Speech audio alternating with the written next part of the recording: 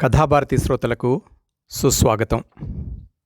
ఈనాటి కథ 2020వ సంవత్సరపు జనవరి విపుల మాసపత్రికలో వెలువడిన గొల్లపూడి మారుతీరావు గారి కథ అందమైన జీవితం. కథ తర్వాత గొల్లపూడి గారి కొన్ని వివరాలు చదివి వినిపిస్తాను. ముందుగా కథలోకి వెళ్తే, నీ ముక్కు అంత పొడుగు లేకపోతే తప్పకుండా నిన్ను పెళ్లి చేసుకునేదాన్ని అంది కమల 20 ఏళ్ల క్రితం. ఆ మాటకి కమల మీద కోపం రాలేదు నాకు, నా ముక్కు మీద వచ్చింది. తర్వాత చాలా సంవత్సరాల పాటు నా ముక్కు మీద ద్వేషం పెరుగుతూనే ఉంది. జీవితంలో చాలా వాటితో రాజీ పడ్డాను, కానీ కమల తిరస్కారానికి కారణమైన ఈ ముక్కుని మాత్రం క్షమించలేదు. నిజానికి కమల వంటి అందగత్తెకి ఎవరినైనా తిరస్కరించే అధికారం ఉంది. మత్తుగా నిద్రపోతున్న ప్రపంచం మీద ఉదయించిన సూర్యోదయం లాంటి ముఖం, కొండలోయల్లో మంచు తెరల్ని తట్టి లేపే వెలుగు తెరల్లాగా, గుండెలోతుల్లో కోరికలను తట్టి పలకరించే చిరునవ్వు, ప్రపంచాన్ని జయించిన సామ్రాజ్ఞి చివరి తిరస్కారంలాగా టీవీగా కదలాడే కళ్ళు, ఇవే కమలకి అధికారాన్ని ఇచ్చాయనుకుంటాను. నేనే కాదు, తనను చూడవచ్చిన పెళ్ళికొడుకు ముఖం మీదే ఆ జుత్తేమిటి పొట్టేలులాగా అంటే అందరూ ఏడుపు ముఖం పెట్టినా అతను చిరునవ్వు నవ్వుతూనే ఉన్నాడు. దానికేం, అవసరమైతే మార్చుకోవచ్చు అని ఆమెకి వినబడేలాగా అన్నాడే కానీ ఆ అవసరాన్ని అతనికి కల్పించలేదు కమల. ఇంటర్మీడియట్ రోజుల్లో కాలేజీ కుర్రాళ్ళకి ఆమె కొంటెతనం ఆట వస్తువైంది. వాళ్ల అల్లరి పనులన్నింటినీ హర్షిస్తూ వీలైతే ప్రోత్సహించేది. అయితే చివరికి వాళ్ల అల్లరికి తన 6 అంగుళాల జడే బలి అయిపోయిందని ఓ చీకటి సాయంకాలం ఎవరో అబ్బాయిలు ఆమె చెయ్యి పట్టుకులాగి 1 గజం మేర కొంగును కత్తిరించారని, మర్నాడు చాలామంది కుర్రాళ్ల జేబుల్లో ఆ ప్యాకెట్ రుమాళ్లే కనిపించాయని వాళ్ల నాన్నగారు తెలుసుకున్నాక చదువు మానిపించేశారు. అందుకు విచారించలేదు కమల. విచారిస్తే కమల ఎందుకవుతుంది? ఇంటి దగ్గర తీరిగ్గా గడపవలసిన రోజుల్లోనే మా ఇద్దరి బాంధవ్యం పెరిగింది. అంత అందమైన అమ్మాయి కోరే ఏ సహాయమైనా చిటికలో చేసేసేవాడిని. మధ్యాహ్నం అందరి భోజనాలు అయ్యాక ఇద్దరం ఎప్పుడైనా బజారుకి వెళ్ళేవాళ్ళం. సాయంకాలం తరచూ బీచ్కి వెళ్ళేవాళ్ళం. విసురుగా ముఖానికి కొట్టుకునే గాలిని ఎదిరిస్తూ చికిలించే కమల కళ్ళు చిలిపిగా ఏవో రహస్యాల్ని చెప్తున్నట్టుండేవి. మసక చీకటి పడేవేళ నా చెయ్యి పుచ్చుకుని ముందుకు వచ్చిపోయే కెరటాలతో ఆటలాడటం ఇప్పటికీ అందమైన కలలాగా గుర్తుకొస్తుంది. ఆమె అందాన్ని చూసి చుట్టూ ముసురుకునే కుర్రాళ్ళకి భయపడి పారిపోయేది కాదు. చిరునవ్వులో తిరస్కారాన్నో, కంటి ఎరుపులో నిర్లక్ష్యాన్నో ప్రదర్శించి నా చెయ్యి పుచ్చుకుని వాళ్ల మధ్య నుంచే పరివారం ఎదుట నడిచి వెళ్ళిన సామ్రాజ్యులాగా నడిచిపోయేది. అప్పట్లో ఆ టీవీ, దర్పం చూసి ముగ్ధుడనై ఆమెతో నడిచేవాడిని. తన అందంలో గొప్పతనం తెలుసు. అది చూసేవాళ్ళని ఎట్లా కట్టిపడేస్తుందో తెలుసు. మల్లెపువ్వులో కనిపించే అమాయకమైన అందం కాదది. తాచుపాములో ద్యోతకమయ్యే ఠీవైన అందం. కమల అందంలో గడుసుదనం ఉంది, గర్వం ఉంది, ఠీవి ఉంది, తిరుగుబాటు ఉంది. ఒకే ఒక్కసారి బీచ్ నుంచి వచ్చేటప్పుడు సంధ్య వెలుగులో ఒక మాట అన్న జ్ఞాపకం. నువ్వు చాలా అందంగా ఉంటావు కమలా. అలా ఎప్పుడూ పిలవలేదు ఆమెను. అలాంటి మాట ఆమె ముందు ఎప్పుడూ అనలేదు. నా గొంతులో వణుకు కనిపెట్టింది గావును దిమ్మెరపోయి ఒక క్షణం ఆగిపోయింది. అలాంటి విషయం ఇంతవరకు ఎవరూ చెప్పలేదేమో, అది చెప్పడం ఆమెకిష్టమేమో. ఒక్కసారి వంగి 2 చేతుల్లో నా ముఖాన్ని తీసుకుని ముద్దు పెట్టుకుంది. ఆ తీయటి ఊపిరి నాకెంతో ఇష్టం. కితకితలు పెట్టే ఆ నల్లటి జుట్టు నాకిష్టం. నవ్వినప్పుడు కుడి చివర బయటికి తొంగి చూసే సన్నటి పంటినొక్కు చాలా ఇష్టం. ఆ క్షణంలో కమల నా పట్ల కళ్ళలో ప్రదర్శించిన దయ, సానుభూతి ఈవేళ్టికి గుర్తున్నాయి. సానుభూతి ఎందుకని చెప్పడం మర్చాను. అప్పుడు నా వయస్సు 10 ఏళ్ళు. కమల నాకంటే మరో 10 ఏళ్ళు పెద్ద. పెళ్ళంటే సరిగ్గా అర్థం తెలియని ఆ వయసులో ఓ సాయంకాలం తెల్లటి పొడవాటి మనిషి కమలని చూడ్డానికి రావడం, ఆమె వైపు చూసి చిరునవ్వు నవ్వడం, మొదటిసారిగా కమల కళ్ళల్లో తృప్తి, ప్రశంస కనిపించడం, నేను కష్టపడి కొని తెచ్చిన పువ్వులు, పళ్ళు అతనితో వచ్చిన వాళ్ళందరికీ కమల పంచడం, ఆ తరువాత 2 రోజుల పాటు ఆ పొడవాటి మనిషి గురించే కమల మాట్లాడుతుండడం, ఇవన్నీ నాకు నచ్చలేదు. ఇన్నాళ్లకి నేనేదో వస్తువు పోగొట్టుకున్నట్టు, ఆటలో ఓడిపోయినట్టు నిరుత్సాహంగా తిరిగాను. ఆ రోజుల్లో రాఘవేంద్రరావుని గుర్తు తెచ్చుకుంటే నా మట్టుకు నాకే ఆశ్చర్యం వేసేది. పాలరాయిలాగా తెల్లటి నునుపైన శరీరం, విశాలమైన నుదురు, నవ్వితే పెదాల్లో అందమైన వంపు, మాట్లాడితే ఆడవాళ్ల గొంతులో కనిపించే లాలిత్యం, నెమ్మది, చాలా అందమైన వాడనిపిస్తుంది. డార్జిలింగ్ ప్రాంతాల్లో జియాలజిస్టుగా పనిచేస్తున్నాడు. సెలవుల్లో వచ్చినప్పుడు ఎవరో అమ్మాయి ఉందంటే చూడడానికి వచ్చాడు. మరి నెల రోజులకి తెలిసింది వాళ్ళిద్దరికీ పెళ్ళవుతుందని. పెళ్ళంటే అమ్మని అడిగాను. అమ్మ నవ్వి, మరి 4-5 నెలల్లో కమల ఆ అబ్బాయితో వాళ్ళ ఊరికి వెళ్ళిపోతుంది అంది. గుండె గొంతులో కదిలింది నాకు. అన్నం సహించలేదు. కళ్ళ వెంట నీళ్లు వచ్చాయి. భోజనం కాగానే కమల వాళ్ళింటికి పరిగెత్తుకు వెళ్ళాను. 2 జడలు ముందేసుకుని ఏదో చదువుకుంటోంది కమల. నన్ను చూసి, ఏం బాబీ అంది. నువ్వు మొన్న వచ్చిన పొడవాటి ఆయనతో వెళ్ళిపోతావా అన్నాను దుఃఖాన్ని దాచుకోకుండా. ఒక క్షణం ఆశ్చర్యంగా చూసి, అవును బాబీ అంది. నా బిక్కమొహం చూసి అంతలో నవ్వేసింది. అమ్మ కళ్ళల్లో కనిపించే దయ అప్పుడు నాకు కమల కళ్ళల్లో కనిపించింది. కానీ ఆ కళ్ళు అల్లరికి, చిలిపితనానికి అలవాటు పడ్డాయి. ఈ 2 రోజుల్లోనే కమల పెద్దదైపోయినట్టు అనిపించింది. ఇప్పుడు గెంతడం లేదు, పాటలు పాడడం లేదు. ఈ పెద్దరికం నాకు నచ్చలేదు. హఠాత్తుగా చుట్టూ ఉన్న ప్రపంచం మారిపోయినట్టు అనిపించింది. ఆ తర్వాత చాలా రోజులు నిశ్శబ్దంగా గడిపాను. మధ్య మధ్య అమ్మని అడిగేవాణ్ణి, కమల నన్ను పెళ్లి చేసుకుంటే మన ఇంటికి వచ్చేస్తుందా అని. అమ్మ నవ్వింది. మరి 1-2 సార్లు అలా అడిగితే నవ్వి, తప్పు, అలా అనకూడదు అని బుగ్గ మీద వేలితో ఒకటి వేసింది. ఇందులో తప్పేముంది? కమల నవ్వితే నాకిష్టం, పాడితే నాకిష్టం. ఏ సహాయమైనా చేశాక చాలా బాగా చేశావురా బాబీ అనే పొగడ్తకి ప్రలోభపడేవాడిని. కమలకి ఏ పువ్వులు ఇష్టమో తెలుసు, ఏ చీరలో అందంగా కనిపిస్తుందో తెలుసు. మరి ఇంత చనువు ఏం కాను? ఇక ఆగలేక పెళ్లికి 2 వారాలుందనగానే ఒకరోజు కమల తలస్నానం చేసి డాబా మీద జుత్తు ఆరబెట్టుకునే సమయంలో అడిగేశాను, నన్ను పెళ్లి చేసుకోవూ అని. ఆ ప్రశ్నకు ఒక్క క్షణం నిర్ఘంతపోయింది. కాసేపు ఆలోచించి, చేసుకునేదాన్నే బాబీ, నీ ముక్కు అంత పొడుగు లేకపోతే తప్పక నిన్ను చేసుకునేదాన్ని అంది.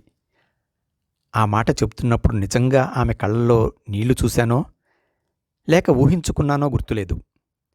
కానీ ఎప్పుడు అద్దం చూసినా కమల కళ్ళు గుర్తుకొస్తాయి. పెళ్లిలో ఎంత తృప్తితో, భక్తితో వరుని పక్క ఒదిగిపోయిన ఓ బంగారు బొమ్మ ఇప్పటికీ గుర్తే.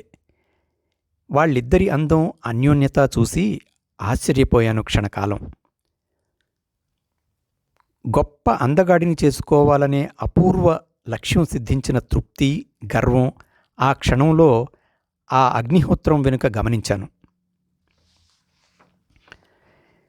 పెళ్ళైన నెలలోనే రాఘవేంద్రరావుతో డార్జిలింగ్కి వెళ్ళిపోయింది కమల.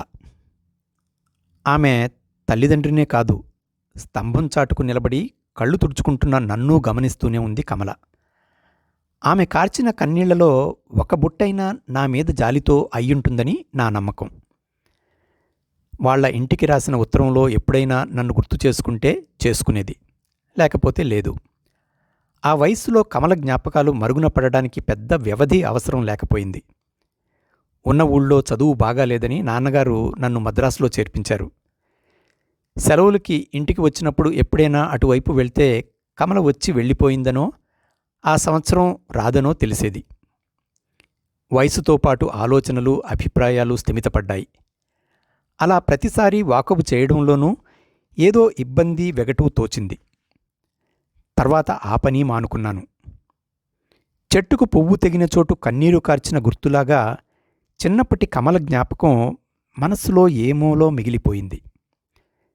దాదాపు 10 ఏళ్లు గడిచిపోయాయి. బిఏ పరీక్షలు రాసేశాక ఇళ్లకు పోయే ముందు ఓ 10 మంది విద్యార్థులం తిరుపతి వెళ్ళి అక్కడి నుంచి చెదిరిపోదామనుకున్నాం. ప్రయాణం చాలా హుషారుగా సాగింది. కొండ మీదకి బస్సులో వెళ్ళడానికి ఎవరూ అంగీకరించలేదు. అందుకని ఆడుతూ పాడుతూ మెట్లు ఎక్కడం ప్రారంభించాం.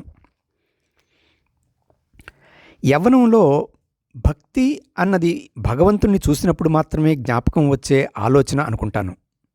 ఎందుకంటే మిగతా యాత్ర అంతా వినోదంగా, విచ్చలవిడిగా సాగింది.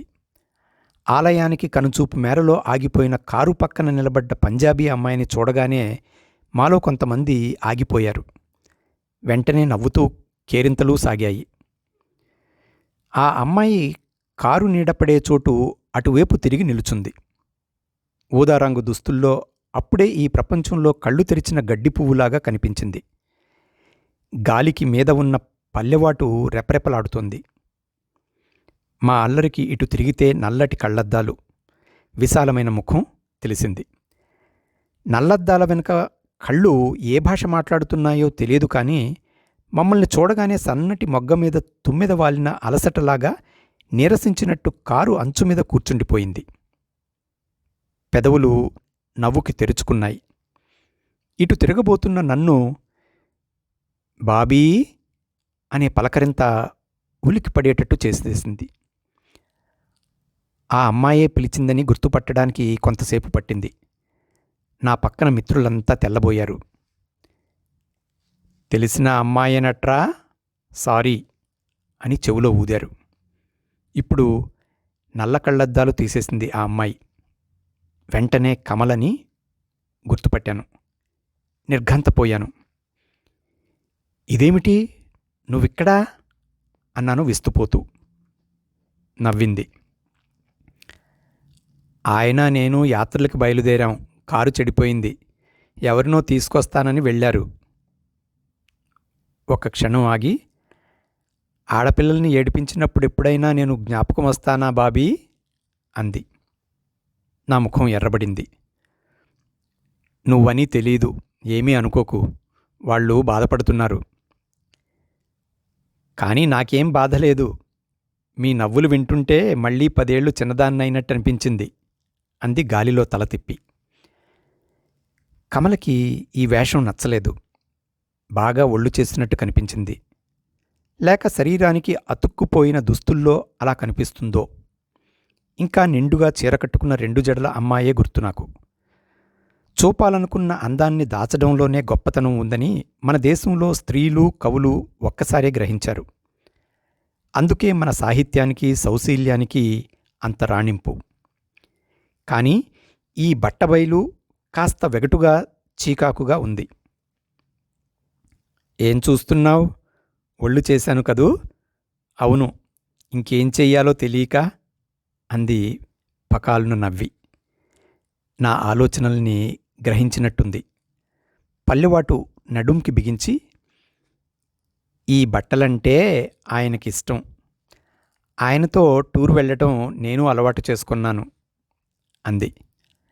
ఆ ఆయన గురించి చెప్పినట్టు మాటల్లో ఆప్యాయత కంటే అధికారం, భయం కనిపించింది. ఆశ్చర్యంగా గమనిస్తుంటే, ఏమిటలా పిరికిగా చూస్తావ్? చిన్నప్పుడు మనిద్దరం స్నేహితులం. ఎప్పుడూ నా కొంగు పట్టుకు తిరిగేవాడివి నువ్వు అంది. ఇప్పుడు కొంగే లేదుగా, నువ్వూ మారిపోయావు అన్నాను. అంతలో ఆలోచనలో పడి, అవును మారిపోయాను అంది. ఈ అలంకారాలు తనకిష్టం లేనట్టుంది. అంతలో ఆలోచనలు మర్చిపోవడానికి ప్రయత్నించి, ఈసారి సెలవులకి ఇంటికి వస్తావా? ఎప్పుడొచ్చినా నువ్వు లేవని మీ అమ్మ చెప్తుంది. నీతో చాలా మాట్లాడాలి. ఇప్పుడు మాట్లాడు. మీరెక్కడ దిగారో చెప్తే కొండ దిగగానే వస్తాను. నువ్వా? అమ్మో వద్దు, వీలైతే ఆయన్నే తీసుకుని మీ దగ్గరికి వస్తాను అని మా అడ్రస్ తీసుకుంది. ఇద్దరికీ ఏవో మాట్లాడాలని ఉంది. కానీ మాట్లాడలేకపోతున్న సంగతి ఇద్దరికీ అర్థమవుతోంది. నా విషయంలో అందుకు కారణం వయస్సని తెలుస్తోంది. మరి కమల మాట్లాడలేకపోవడానికి కారణం? ముఖం మీద కనిపించేదంతా నవ్వు, తృప్తి, ఆనందం కాదని గుర్తు తెలిసిపోయింది. ఆలోచనల్ని పసిగట్టినట్టుంది. ఇంక వెళ్ళు, మీ మిత్రులు ఎదురు చూస్తున్నారు అంది. నేను వెనక్కి తిరగబోతే అంతలో గుర్తు వచ్చినట్టు, అన్నట్టు పెళ్ళెప్పుడు? సంబంధాలు ఏవో వస్తున్నట్టు అమ్మ చెప్పింది. పెద్దలు చూసిన పిల్లని పెళ్లి చేసుకుంటావా లేక ఎవరినైనా ప్రేమించావా అంది నవ్వుతూ. మాటలు కూడదీసుకుని అన్నాను, నా మొక్కుని అంగీకరించే అమ్మాయి దొరికే వరకు ఆగాలి. నవ్వింది. నీ ముక్కుకేం, నువ్వు అందంగానే ఉన్నావు అంది. ఆశ్చర్యమేసింది నాకు. ఈ 10 ఏళ్లలో అందం మీద ఆమె అభిప్రాయం ఎంత మారిందా అని విస్తుపోయాను. ఇప్పుడు రాఘవేంద్రరావు ఎలా ఉన్నాడో చూడాలనిపించింది. ఆ సాయంకాలం భర్తని వెంటబెట్టుకుని మా గదికి వస్తుందేమోనని ఎదురుచూశాను. కానీ ఆమె రాలేదు. ఆ తర్వాత మరి 6 ఏళ్ల వరకు ఆమెను చూడడం పడలేదు. ఈ 6 ఏళ్లలో 2 విచిత్రమైన మార్పులు జరిగిపోయాయి జీవితంలో. 15 ఏళ్లు చదివిన చదువు వల్ల కాక 5 ఏళ్లుగా పెంచుకున్న అభిరుచి వల్ల ఉద్యోగం దొరకడం, మనస్సులో అందమైన భార్య కావాలని రూపుదిద్దుకుంటున్న కలని మరిచిపోయి హఠాత్తుగా ఓ అమ్మాయి మెడలో 3 ముళ్ళు వేయడం, జీవితానికి పరిస్థితులతో రాజీ తప్పదని చదువు, ఉద్యోగం ద్వారా గ్రహించాక వివాహం విషయంలో అటువంటి రాజీయే పడడానికి పూనుకునేసరికి అబ్బాయి వర్ణాంతర వివాహం చేసుకోబోతున్నాడని నాన్నగారు ఓ రోజు పరిగెత్తుకొచ్చి కోప్పడి ఏడ్చి వద్దని ఒప్పించి మరి 2 నెలలకి ఓ అమ్మాయిని చూపించి ఈమెతో బతకాలని గుర్తుచేశారు. నవ్వొచ్చింది. పళ్ళు ఊడగొట్టుకోవడానికి నేను చూసుకున్న రాయి కాదని మరొక రాయిని చూపించారు. అంతే తేడా. అప్పటికే ఆశాభంగాలు చాలా గొప్ప సెన్స్ ఆఫ్ హ్యూమర్ని ఏర్పరిచాయి. మరో నెలలో పెళ్ళైపోయింది. అదృష్టవశాత్తు సీత మంచి పిల్ల. అయితే అందమైనది కాదు. అది కూడా అదృష్టవశాత్తూనేమో. మరో ఏడాదికి ఉద్యోగరీత్యా ఢిల్లీ ట్రైనింగ్కు వెళ్లవలసిన అవసరం వచ్చినప్పుడు అమ్మ గుర్తు చేసింది. కమలా వాళ్ళు ప్రస్తుతం ఢిల్లీలోనే ఉంటున్నారని. ఉత్తరం రాయి, ఆ 10 రోజులు వాళ్ళింట్లో ఉండవచ్చు అంది. వెంటనే రాశాను. తిరుగు టపాలోనే సమాధానం వచ్చింది. కమలే స్వయంగా రాసింది. తప్పకుండా రా, కానీ ఒక్క షరతు, నీతో పాటు మీ ఆవిడిని తీసుకురావాలి. ఆ ఉత్తరం చూడగానే వస్తానని మా ఆవిడ పట్టుబట్టి కూర్చుంది. ఆడవాళ్లకి ఆలోచన, మగవాళ్లకి అవకాశం వస్తే ఇక ఆ పనికి విరమించడం అంటూ ఉండదు. తప్పనిసరిగా ఇద్దరం బయలుదేరాం. మా ఆవిడిని చూడగానే ఆప్యాయంగా 2 చేతుల్ని తన చేతుల్లో తీసుకుని పలకరించింది కమల. ఆయన స్నానం చేస్తున్నారు, రండి అని సామాన్లు అందుకుంది. ఒక క్షణంలో ఇద్దరికీ కాఫీ అందించింది. నా పక్కకి వచ్చి, మంచి పిల్లనే చేసుకున్నావు దొంగ అంది. సీత వినకుండా. నాకంతా ఉక్కిరిబిక్కిరిగా ఉంది. మరో క్షణంలో రాఘవేంద్రరావు వచ్చాడు. ఆయన్ని చూసి 16 ఏళ్లయింది. వెంటనే పోల్చుకోలేకపోయాను. జుత్తు దాదాపు ఊడి బట్టతల అయిపోయింది. బుగ్గలు ఉబ్బినట్టయి పెదవులు మరీ దళసరిగా కనిపిస్తున్నాయి. అన్నిటికన్నా కళ్ళు ఎర్రగా తెలుస్తున్నాయి. నన్ను అతను పోల్చుకోలేకపోయాడు. బాబీ అండి, మన పెళ్ళికి 10 ఏళ్లవాడు అని మా ఆవిడ వైపు తిరిగి, మీ ఆయన చాలా గడుసువాడమ్మా, ఆ రోజుల్లోనే నన్ను పెళ్లి చేసుకోమని వెంటబడేవాడు గుక్క తిప్పుకోకుండా నవ్వింది. సీత సిగ్గుపడింది. నా ముఖం ఎర్రనయింది. రాఘవేంద్రరావుకి ఈ పరిహాసం నచ్చనట్టుంది.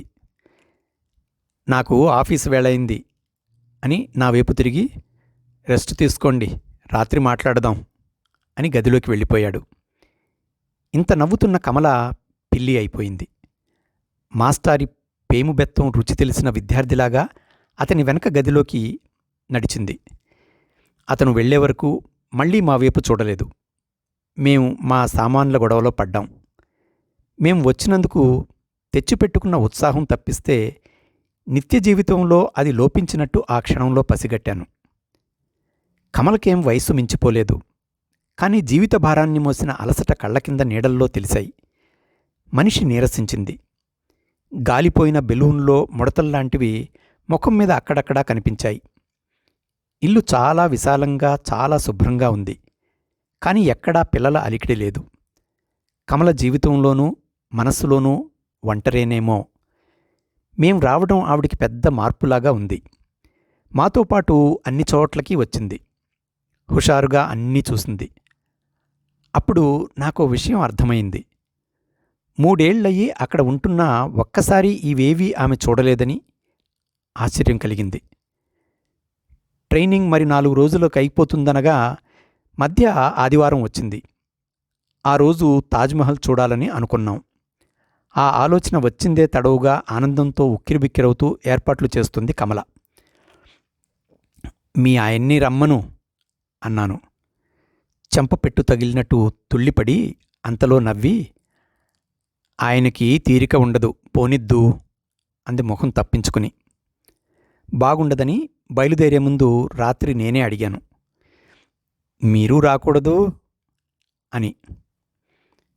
నేనూ అంటే కమల వస్తుందా అన్నాడు. ప్రశ్నకి బిత్తరపోయాను. అంతలో నవ్వి, తాజ్మహల్ చరిత్రకి ఒక గుర్తు, నాకేమీ కాదు, నేను కళాకారుణ్ణి కాను, ఐఎమ్ నాట్ ఇంట్రెస్టెడ్ అన్నాడు. ఏ విషయం మీదైనా ఖండితమైన అభిప్రాయాలు కలవాడిగా తన అభిప్రాయాన్ని ఖండించే హక్కు ఎవరికీ లేదన్నట్టుగా అతనికి విశ్వాసం ఉన్నట్లు ఆ మాటల్లో గ్రహించాను. విచిత్రం, తెల్లవారుజామున లేస్తూనే తను రావడం లేదని చెప్పేసింది కమల. మేమిద్దరం నిర్ఘాంతపోయాం. అదేం, అంతలో నీ మనసు మారిపోయిందేం అన్నాను నేను ఆశ్చర్యంగా. జవాబుగా సీత ముఖం చూసి నవ్వింది కమల. నీకేం తెలుస్తుంది బాబూ, నువ్వు మగాడివి, ఆ ప్రశ్న మీ ఆవిడ అడిగిందేమో చూడు అంది. నేను చూడకపోతే ఏం మునిగిపోతుంది, వెళ్ళిరండి అంది మళ్ళీ. ఇంత జరిగాక వెళ్లడంలో ఉత్సాహం చచ్చిపోయినా బయలుదేరాం. రాత్రికి తిరిగి వచ్చేసరికి 12 దాటింది. మా పిలుపు విని వినడంతో కాచుకు కూర్చున్నట్టు తలుపు తీసింది కమల. మేము లోపలికి రాగానే, ష్, నెమ్మదిగా, ఆయన పడుకున్నారు అని మెల్లిగా మా గదివైపు నడిచింది, చెయ్యి పుచ్చుకుని. ఆ గొంతులో భర్త పట్ల భయం, విశ్వాసం చూసి ఆశ్చర్యమేసింది. అంతా చీకటి. ప్రయాణం బాగా జరిగిందా అంది రహస్యంగా. అన్నాను. పడుకోండి, ఉదయం మాట్లాడుకుందాం అందే వెనక్కి తిరుగుతూ. ఆమెలో ఏదో లోపాన్ని హఠాత్తుగా పసిగట్టాను.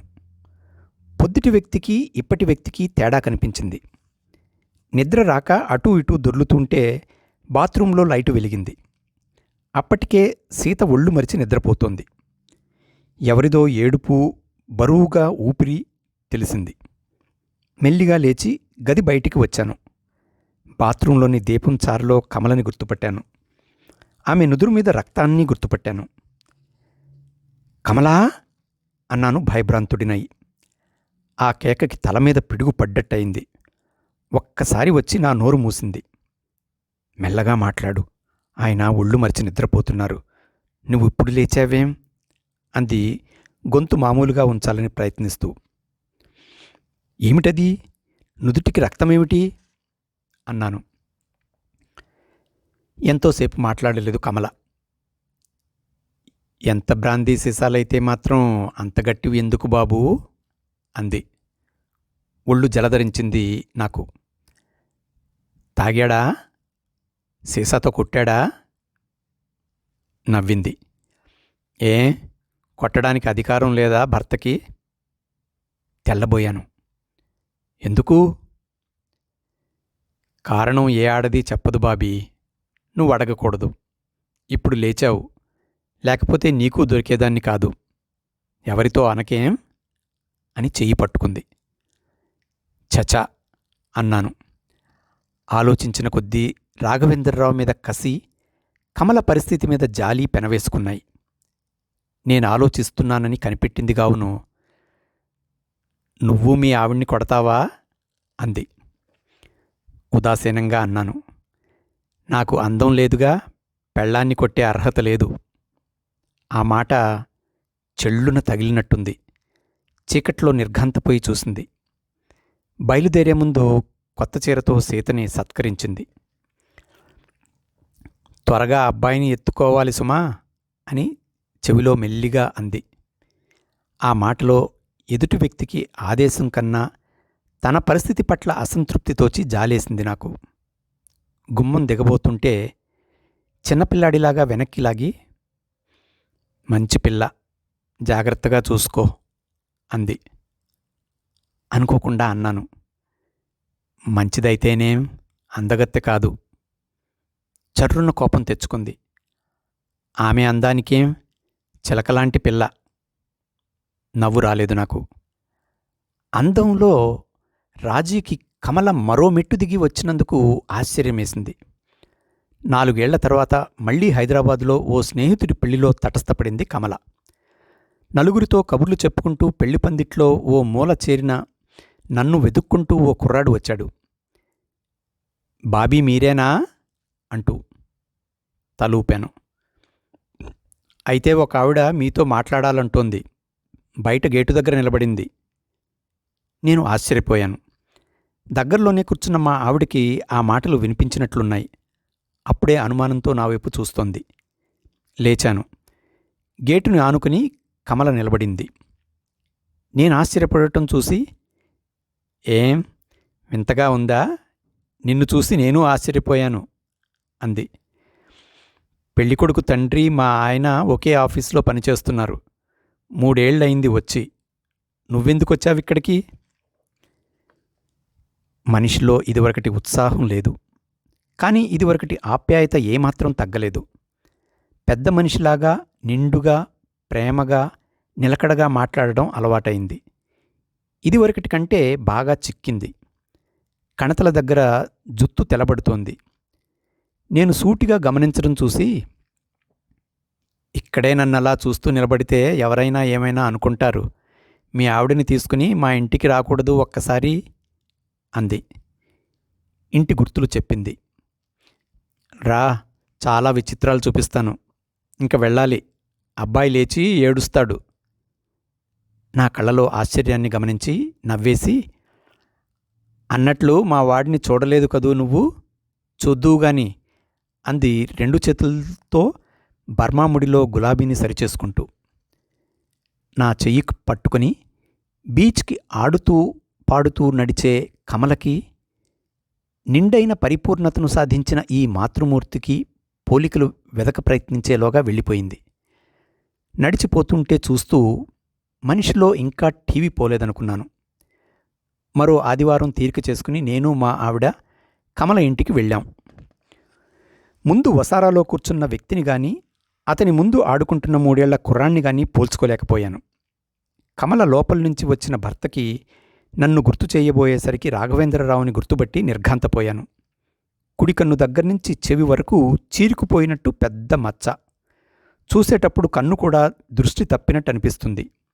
ఎడమ చెయ్యి సరిగా పని చేయనట్టుంది. వంకర తెలుస్తోంది. శరీరం మరింత బరువయింది. తలమీద ఒక్క వెంట్రుక కూడా లేదు.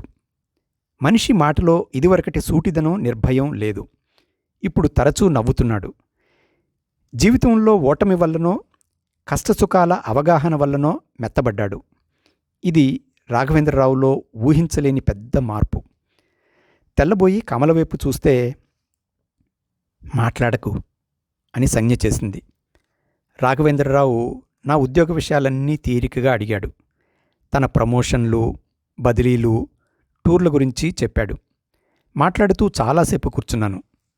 కమల మా ఆవిడతో గంట పైగా కబుర్లేసుకుంది. వస్తానని లేచి లోపలికి నడిచాను. మీ ఆవిడ ముఖం కడుక్కుంటోంది. దొంగ, పిల్లలని చెప్పవే, ఇద్దరటగా అంది కమల. అవును, మా మామగారి దగ్గర ఉన్నారు అన్నాను. కాస్త ఆగి, ఏమిటైంది మీ ఆయనకి అన్నాను ఆతృతగా. 3 ఏళ్ల క్రితం కాన్పూర్ దగ్గర జీపు యాక్సిడెంట్ అయింది.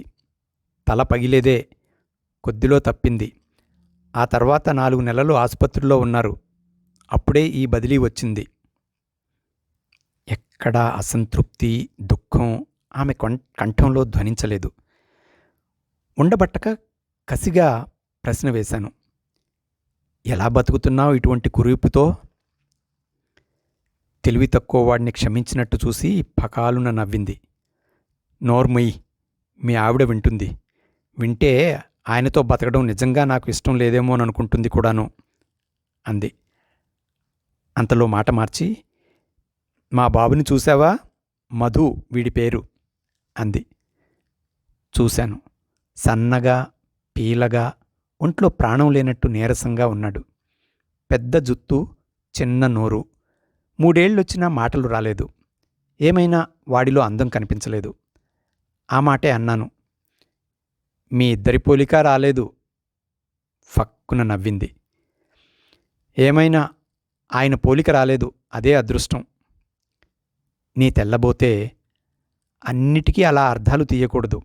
వీడు పుట్టాక నాకేం హద్దులు లేవు అని ఆప్యాయంగా వాడిని అక్కున చేర్చుకుంది. ఆలోచిస్తూ మా ఆవిడితో బయటకు నడిచాను. చిన్నప్పటి గర్వం, తిరుగుబాటులో కన్నా ఈ దయ, ప్రేమలో ఇంకా అందంగా కనిపించింది కమల. లేక అందం మారలేదేమో, అందాన్ని చూసే దృష్టిలోనేమో ఈ మార్పంతా. రాఘవేంద్రరావులో అందం చెరిగిపోయినా కమల ఆలోచనలో మొదటి అందపు ముద్ర చెరిగిపోలేదు. నా అందంలో మార్పు లేకపోయినా నా అందాన్ని గురించి ఆమె అభిప్రాయంలో మార్పు తెచ్చుకుంది. సీతలో అందం లేకపోయినా ఆమె స్వభావంలో, బతకడంలో ఉన్న అందంతో సరిపెట్టుకుంది. మరి ఆ పసివాడిలో అందం? తండ్రి పోలికలు లేని కారణాన ఆ గుణాల్ని పుణికిపుచ్చుకోవడన్న ఆశలు, అన్నిటికీ మించి తన కొడుకన్న ఆప్యాయతలోని అందమేమో అది. ఆలోచనల మీద ఆలోచనలు పేరుకుంటున్నాయి. కళ్ళ ముందు వృద్ధాప్యం ఆవరించుకుంటున్న స్త్రీమూర్తిని ఊహించుకుంటూ అందం తన విశ్వరూపాన్ని కమలలో ప్రదర్శించింది అనుకున్నాను. అదండి ఈనాటి కథ. జనవరి 2020 విపుల మాసపత్రికలో ప్రచురింపబడిన గొల్లపూడి మారుతీరావు గారి కథ అందమైన జీవితం. పరిచయం అక్కర్లేని పేరు గొల్లపూడి మారుతీరావు. ఆయన 14వ ఏట కథా రచయితగా ప్రస్థానం మొదలుపెట్టారు. నాటకాలు రాయడంలో దిట్ట. ఆయన ఏది మాట్లాడినా అదో గొప్ప సంభాషణలా అనిపిస్తుంది. ఆయనకున్న నైపుణ్యాలు అనేకం. జీవితంపై అంతులేని కుతూహలంతో అనునిత్యం కొత్త పాటలు నేర్చుకుంటూ స్వయం కృషితో అగ్రపథానికి చేరుకున్నారాయన. ఆయనో అవిశ్రాంత పథికుడు. దాదాపు అన్ని సాహితీ ప్రక్రియల్లోనూ విశేషమైన కృషి చేసి అనితర సాధ్యమైన రచనలెన్నిటినో మిగిల్చారు. ఆయన సాహిత్య పరిశోధనాత్మక రచనలు, నాటకాలు విశ్వవిద్యాలయాల్లో పాఠ్యాంశాలయ్యాయి. సినీ సంభాషణలు, కథలు, స్క్రీన్ ప్లే రచయితగా తన ప్రతిభా సామర్థ్యాలు అచ్చెరువు కలిగిస్తాయి. ఆయన రచనలు సమగ్ర సాహిత్యంగా 15 సంపుటాలకు పైగా వెలువడ్డాయి.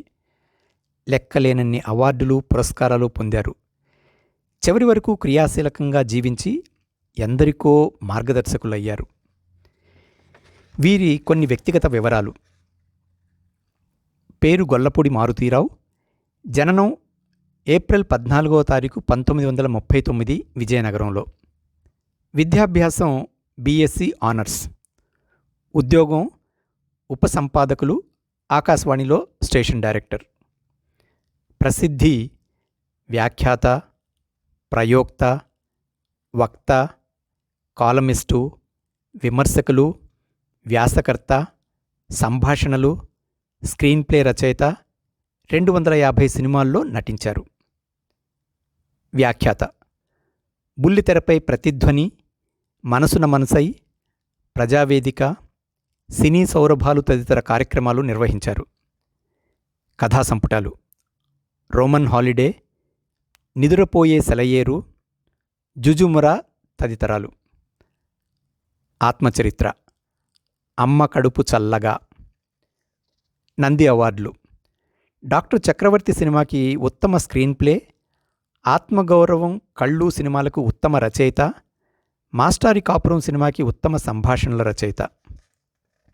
పురస్కారాలు: 1975లో కళ్ళు నాటకానికి ఆంధ్రప్రదేశ్ సాహిత్య అకాడమీ, 1984లో ఉత్తమ నాటక రచనకు వంశీ బర్క్లీ, ప్రశ్న నాటకానికి మహాత్మాగాంధీ సృజనాత్మక సాహిత్యం, 1983 తరంగిణి సినిమాలో ఉత్తమ హాస్యనటుడు, 1987లో సంసారం ఒక చదరంగం సినిమాలో ఉత్తమ character artist, 2015లో Loknayak foundation, 2017లో Andhra Pradesh ప్రభుత్వంచే Kalaratna తదితరాలు.